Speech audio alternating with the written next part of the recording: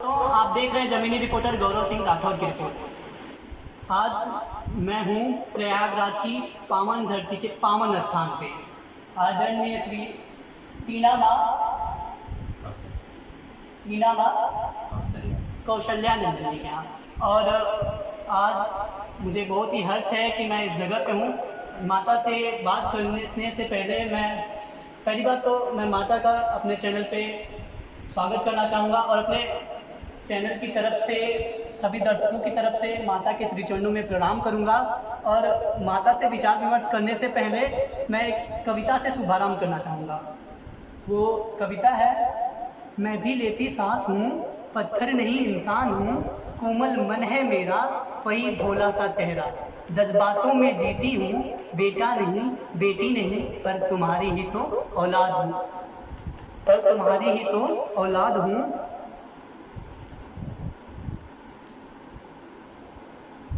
कैसे दामन छुड़ा लिया, जीवन से पहले ही मिटा दिया, कैसे दामन छुड़ा लिया, जीवन से पहले ही मिटा लिया, तुझसे ही बनी हूँ बस प्यार की भूखी हूँ, तुझसे ही बनी हूँ बस प्यार की भूखी हूँ, जीवन पार लगा दूंगी, अपना लो मुझे, मैं बेटा भी बन जाऊंगी, मैं बेटी भी बन जाऊंगी। दिया नहीं कोई भी मौका, बस पराया बनाकर सोचा, एक बार गले से लगा लो, फिर चाहे हर कदम आजमा लो, मैं अग्नि से जलकर भी जी जाऊंगी। चंद लोगों की सुन ली तुमने, बट मेरी एक पुकार ना सुनी, मैं बोझ नहीं भविष्य हूँ, अपना लो मुझे, आखिर मैं भी तो तुम्हारी औलाद ही हूँ। तो टीना माता, मैं आपसे जानना चाहूँगा कि पहले तो आपके मुखारबिंद से आप मेरी जनता को मेरे चैनल के माध्यम से बता दीजिए कि आपका संघर्ष कैसा रहा, आप जिस पद पे हैं उस पद पे पहुंचने में क्या संघर्ष रहा। सबसे पहले तो आपको मैं धन्यवाद देती हूँ बेटा, आप इतनी दूर से हमारे इंटरव्यू लेने के लिए यहाँ तक आए, आपको कोटि कोटि धन्यवाद। और आपकी जितनी भी फॉलोवर है उन सब से मैं अनुरोध यही करती हूँ, जितने भी आपके चैनल देखते हैं हमारे गौरव बेटा के चैनल को सब्सक्राइब कर लीजिएगा और लाइक कर लीजिएगा। और हम ये चाहती हूँ कि हमारे जिसने आज आप कविता में सुनाया, उस कविता में पूरा सार लिखा हुआ है, मुझको बहुत अच्छा लगा वो कविता के लिए भी आपको मैं धन्यवाद देती हूँ। और हम किन्नर समाज, हमारे किन्नर में हम लोग जब किन्नर पैदा होते हैं तभी समाज के अवहेलना सहना पड़ता है। तभी समाज, हमको पता नहीं होता है हम किन्नर है कि क्या है, हम तो नॉर्मल बच्चे पैदा होते हैं, ये समाज ने हमको बताते हैं कि नहीं तुम हम लोग से अलग है, तुम मामू हो, तुम छक्के हो, तुम हिजड़े हो, तुम किन्नर हो करके ये समाज ने हम लोग के नाम दे देते हैं और हम लोग को ये एहसास दिलाते हैं कि हम लोग समाज से अलग है। मगर हम यही कहना चाहती हूँ कि जो भी आपके घर में ऐसा किन्नर टीजी पैदा हो तो उनको अपनाइए, स्वीकार करिए, उनको घर से बाहर निकलने न दीजिए, उनको अच्छी शिक्षा दीजिए, अच्छा उनको संस्कार दीजिए, अच्छा लालन पालन करिए, तो बिल्कुल आपके जितना बेटा नहीं करेगा, जितना बेटी नहीं करेगी, उससे अच्छा काम वो करके दिखाएंगे। बिल्कुल हम अलग नहीं हैं, हम भी आपके कोख से ही पैदा हुए हैं और आपके ही जने हुए हैं। जितने आप लोग ने माँ के 36 नस के दूध पिया है, उतने हम लोग भी पिए हैं। जिस आंगन में आप लोग खेले हुए हैं उस आंगन में हम लोग भी खेल के बड़े हुए हैं। बिल्कुल ये अपना नज़रिया बदलिए, अपना सोच बदलिए, हम भी यही समाज के एक हिस्सा है, समाज से हम लोग बिल्कुल अलग नहीं है। यदि हम लोग को अवसर मिलेगा, हम लोग को दया नहीं चाहिए, हम लोग को अवसर चाहिए, एक अवसर मिलेगा तो हम लोग भी डेफिनेटली, हम लोग भी जितना बेटा बेटी आपको करके दिखाएंगे उससे ज़्यादा ही हम लोग भी कुछ समाज के लिए योगदान करेंगे। माता, ये जो अवसर की बात कर रही हैं आप, वो अवसर क्या परिवार वाले नहीं दे रहे हैं या फिर सरकार से अवसर नहीं मिल रहा? अब हमारे ये नालसा जजमेंट तो सुप्रीम कोर्ट से पारित हो गई, सुप्रीम कोर्ट से जजमेंटल ये आ गई, तब से तो थोड़ा बहुत सुधार आई है कि अभी तक हम लोग को ये था कि हम लोग भी अपना जेंडर हम लोग छुपाना पड़ता था कि महिला लिखना पड़ता था पहचान पत्र में, आइडेंटिटी में, कि पुरुष लिखना पड़ता था। अब जाके हमारे जब से नालसा जजमेंट आया है उसमें हम लोग को एक अलग से थर्ड जेंडर पीजी करके एक अलग सी पहचान हम लोग को मिली हुई है। और बहुत सारे ऐसे काम है सरकार की तरफ से भी, ऐसे अभी तक तो कोई सुविधा नहीं आया हमारे जैसे उत्तर प्रदेश है, जैसे हमारे छत्तीसगढ़ है, बिहार है, उसमें जैसे हमारे वेलफेयर किन्नर वेलफेयर बोर्ड बना है पीजी, हमारे उत्तर प्रदेश से अभी इसमें काम नहीं हुआ है। हम यही चाहते हैं कि हमारे उत्तर प्रदेश सरकार से हम यही अपील करती हूँ, अनुरोध करती हूँ कि जल्दी से जल्दी ये बोर्ड की गठन हो और किन्नर लोग की जो सुविधा मिलना चाहिए वो सुविधा मिले सब किन्नरों को। जी। और माता ये जो आपका पद है जी पीठाधीश्वर का, तो महामंडलेश्वर, हाँ ये पुराना है। महामंडलेश्वर, इस पद पे पहुंचने का क्या उद्देश्य है और इस पद का क्या मतलब है, और इस पद पे पहुंच के आप अपने समाज में क्या बदलाव करते हैं, आप लोग क्या कर सकते हैं? पहले तो हम लोग को पूरा समाज से बिल्कुल अलग सोचते थे, बिल्कुल हम लोग ये समाज के प्राणी नहीं है इस नज़र से हम लोग को देखा जाता था। और सनातन धर्म जो हमारे प्राचीन काल में हमारे संस्कृति में देखिए जो किन्नर लोग के जिस स्थान पे वहाँ पे रखा गया था, बिल्कुल आज आके वो स्थान हम लोग से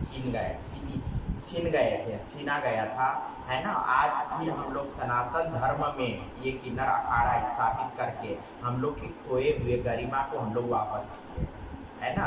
और हम लोग ये अखाड़ा स्थापित करके हम लोग के वजूद को फिर हम लोग स्थापित किया समाज में।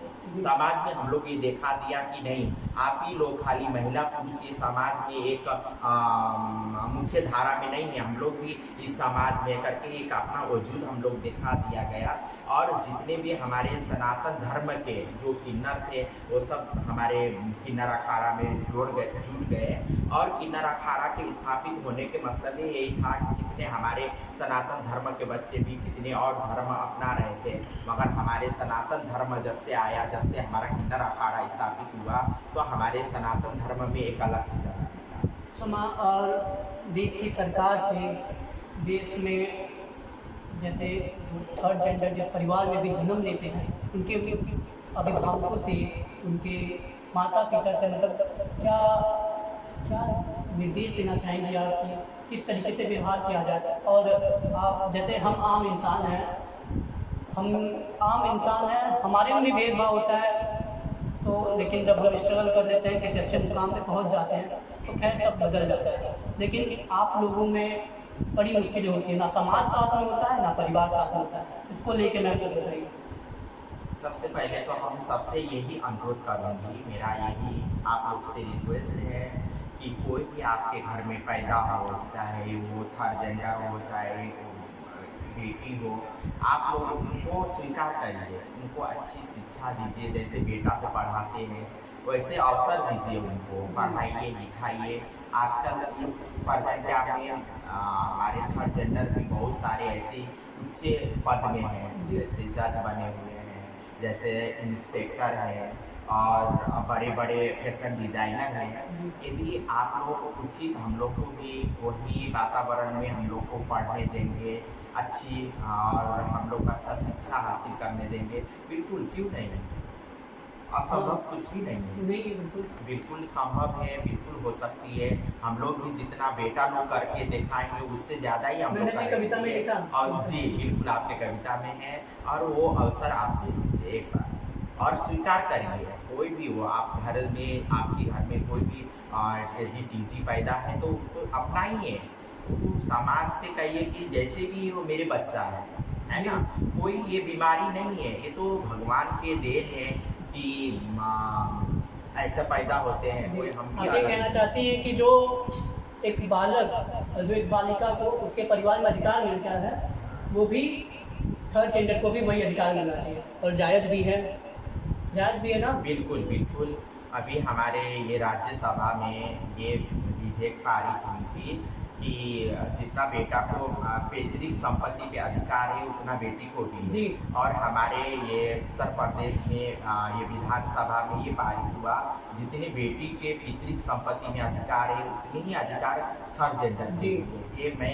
ये बहुत अच्छी पहल है हमारे उत्तर प्रदेश सरकार को, और मैं योगी जी को दिल से धन्यवाद देती हूँ, और उनकी वजह से आज ये हो पाया।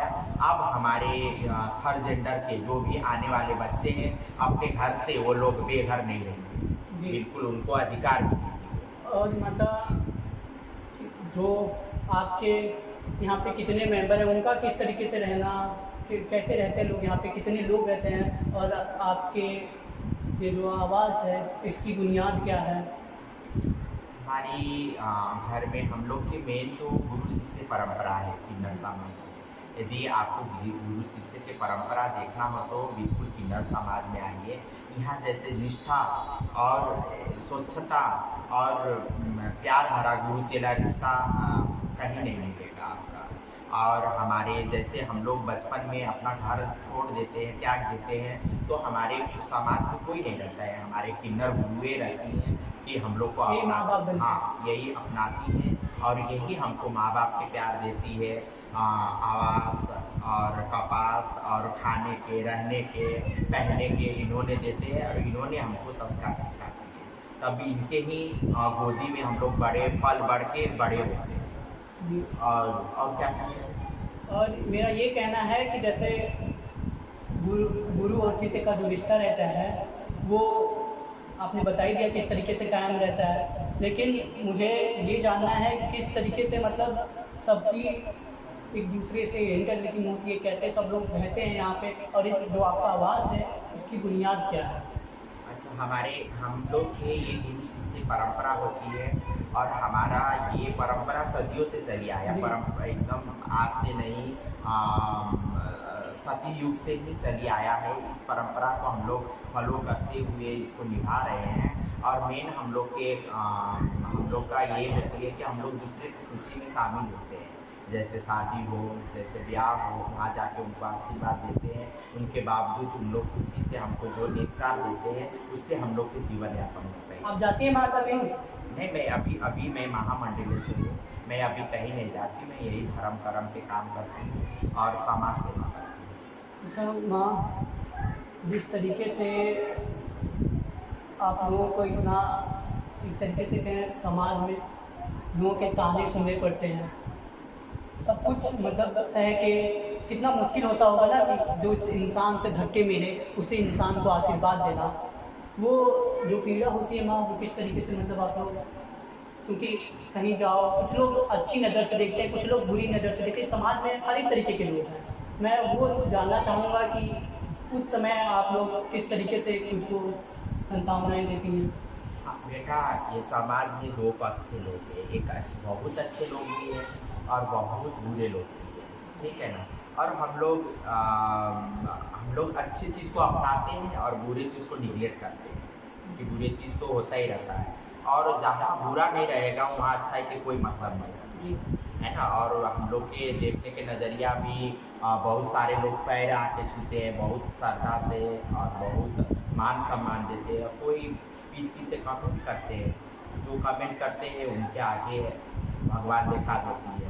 तो इसके लिए हम लोग कुछ नहीं कहना है, हम लोग किन्नर समाज, हमारे किन्नर हमारे हुए, हम लोग बस यही कहते हैं कि हमारे दाता जजमान बने रहे, हमारे समाज आगे बढ़े, हमारा हिंदुस्तान आगे बढ़े, हमारे इंडिया आगे बढ़े, हम लोग यही चाहते हैं। देखिए, ये उन्हीं माता का विचार है जिनके घर वाले, ऐसे माता के ही विचार नहीं, इनके यहाँ जितने शिष्य हैं इनके सबके विचार ऐसे ही है ना माता?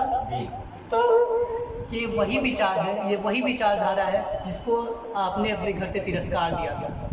मेरी आप सभी से हाथ जोड़ के अपील है कि जो हुआ अब तक खैर ठीक रहा, लेकिन आगे से ऐसा न हो। हर एक परिवार में जैसे बेटे को सम्मान मिले उसी तरीके से बेटी को सम्मान मिले। बेटी के सम्मान को लेके भी काफ़ी लड़ाइयाँ लड़ी गई, खैर आज बराबरी का औहदा मिल चुका है बेटियों को भी, उनमें भी काफ़ी संघर्ष किया। तो उसी तरीके से आज बेटियों को भी सब लोग एक्सेप्ट कर रहे हैं ना, उसी तरीके से इनको भी एक्सेप्ट किया जाए। खैर आज जो ये है इसमें इनकी कोई गलती नहीं है, नहीं ना माँ, इसमें ना हमारी गलती है ना आपकी गलती है। जो है सब कुछ विधाता का, बेटी विधाता का देन है, बेटा विधाता का देन है, ये है ये भी विधाता की देन है। तो इसे हमें एक्सेप्ट करना चाहिए, और एक्सेप्ट करना ही नहीं चाहिए बल्कि इन्हें आदर्श के तरीके से मानना चाहिए, क्योंकि बहुत मुश्किल होता है उस समाज में जहाँ माँ बाप साथ न दें, वहाँ तीसरा कोई पाले। और कितना मुश्किल होता है ना कि जब कि गरीबी में पलना कितना मुश्किल होता है, और सोचिए कि जब माँ बाप ही साथ न दें तो कितना मुश्किल होगा। फिर माता, एक आखिरी सवाल कि आप मेरे चैनल के माध्यम से और जनता को क्या बताना चाहेंगी, और किस तरीके का बदलाव और अपने समाज में देखना चाहेंगी? बस हम यही चाहते हैं कि समाज में हमारे जितने भी ट्रांसजेंडर बच्चे हैं, जो हम वो सफ़र झेल के आई, कष्ट झेल के आई, आगे जाके वो लोग वो कष्ट न झेलें। समाज से मैं यही अनुरोध करूँगी कि आप लोग बिल्कुल एक अवसर दीजिए किन्नर को, ट्रांसजेंडर को, और आप लोग अपना ही हैं। हम भी बिल्कुल आपसे अलग नहीं हैं, आप ही के कोख से हमारा पैदा हुआ और आप ही के समाज में हम लोग रहते हैं। बिल्कुल कोई किसी का हम लोग भाई हो सकते हैं, किसी का बहन हो सकते हैं, किसी का चाचा हो सकते हैं, किसी का भतीजा हो सकते हैं, किसी का बेटियाँ हो सकते हैं। बिल्कुल आप ही के समाज में हैं, आप लोग हम लोग को स्वीकार करें। बस हमारा यही अनुरोध है। आप लोग यदि आप लोग की नज़रिया बदलेगी तो आपका सोच बदलेगी, तो बिल्कुल हमारे भी जो रहन सहन है वो ज़रूर बदलेगी और देश भी बदलेगा। धन्यवाद। देखा, हर एक माता, हर एक बात करने में हमारी भलाई, उन्हीं इंसान की भलाई जिसने इनको तिरस्कार दिया। तो क्यों ना इन्हें अपनाया जाए और अपने ही घर में वही सम्मान जो एक बेटी और एक बेटे को मिलता है वही मिला।